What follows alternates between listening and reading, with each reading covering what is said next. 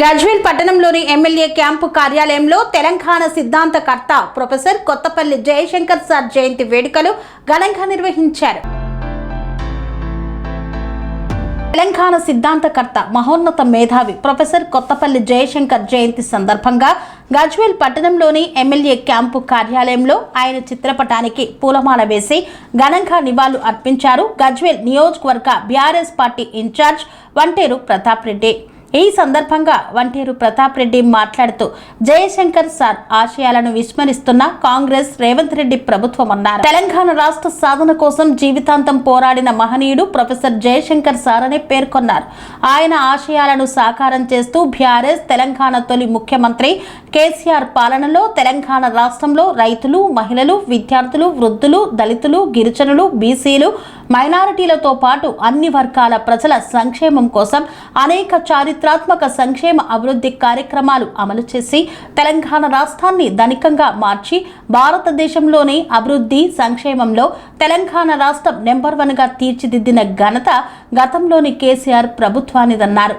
తెలంగాణ ప్రజల ఆత్మగౌరవాన్ని నిలబెట్టిన పాలనను కేసీఆర్ అందించారని, జయశంకర్ కలలు కన్న స్వాభిమాన తెలంగాణ నిర్మాణానికి కేసీఆర్ కృషి చేశారని పేర్కొన్నారు. ప్రొఫెసర్ జయశంకర్ గారు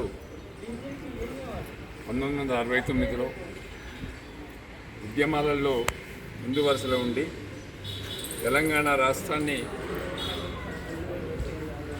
సాధించుకోవడానికి ఆయనకున్నటువంటి జీవితాన్ని పణంగా పెట్టి ఆయన పెళ్లి కూడా చేసుకోకుండా ఓన్లీ తెలంగాణ రాష్ట్రం రావాలని చెప్పేసి తెలంగాణ రాష్ట్రంలో ఉన్నటువంటి 4 కోట్ల మంది ప్రజల యొక్క ఆశయాలను నెరవేర్చుకోవడానికి తెలంగాణ ఉద్యమాన్ని అంచెలంచెలుగా ముందుకు తీసుకెళ్తూ తెలంగాణ రాష్ట్రం కావాలంటే ఒక పొలిటికల్ పార్టీ కావాలి, ఒక పొలిటికల్ లీడర్ కావాలి, ఆ లీడర్ కేసీఆర్తోనే సాధ్యమవుతుంది అని ఐడెంటిఫై చేసినటువంటి నాయకుడు ప్రొఫెసర్ జయశంకర్ గారు.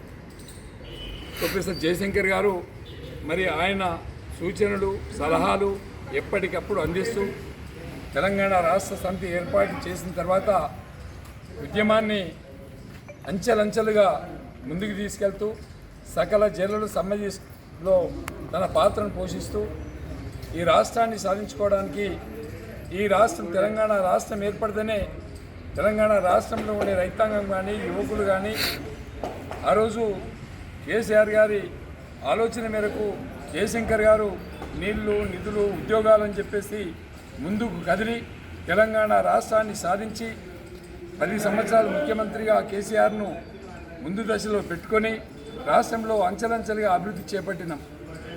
ఇంకొక 5 సంవత్సరాలు కనుక ఉండుంటే కేసీఆర్ గారి కన్నటువంటి కళలు పూర్తి అయ్యేటి.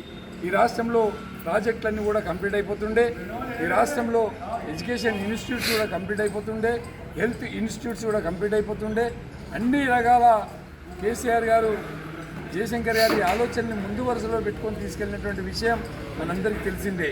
మరి దురదృష్టవశాత్తు ఇప్పుడున్నటువంటి ప్రభుత్వం తెలంగాణ రాష్ట్రాన్ని మరి ఆంధ్రప్రదేశ్కి పణంగా పెట్టే ప్రయత్నం జరుగుతూ ఉంది.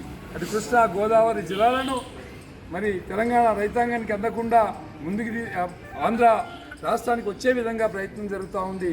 కాబట్టి ఇవాళ తెలంగాణ రాష్ట్రాన్ని మళ్ళీ కాపాడుకోవాలి. తెలంగాణ రాష్ట్రం ముందుకు పోవాలన్నా, తెలంగాణ రాష్ట్రంలో ఉన్నటువంటి పెండింగ్ ప్రాజెక్టులన్నీ పూర్తి కావాలన్నా, తెలంగాణ రాష్ట్రంలో ఉన్నటువంటి ప్రజలకు వాళ్ళ యొక్క ఆకాంక్షలు నెరవేరాలన్నా మరి మళ్ళీ కేసీఆర్ గారు అధికారంలోకి రావాలన్నటువంటి ఆలోచన మనందరం కూడా చేయాల్సినటువంటి తరుణం ఇది. ప్రతి వ్యక్తి కూడా ఆలోచించండి, కేసీఆర్ గారి ప్రభుత్వం ఏ విధంగా ఉండే, కేసీఆర్ గారి యొక్క ఆలోచన విధానాలు ఏ విధంగా ఉండే, మరి ఆ రోజు తెలంగాణ రాష్ట్రం ఎంత ముందుకు వెళ్ళింది, మరి ఈరోజు తెలంగాణ రాష్ట్రం ఎట్లా వెనుకబడిందో ప్రతి వ్యక్తి కూడా ఆలోచించాలి. వ్యాపారవేత్తలు కావచ్చు, ఉద్యోగస్తులు కావచ్చు, నిరుద్యోగులు, విద్యార్థులు, ప్రతి వ్యక్తి కూడా ఆలోచించాల్సినటువంటి సమయం అని చెప్పి ఈ సందర్భంగా తెలియజేస్తా ఉన్నాం. జై తెలంగాణ, జై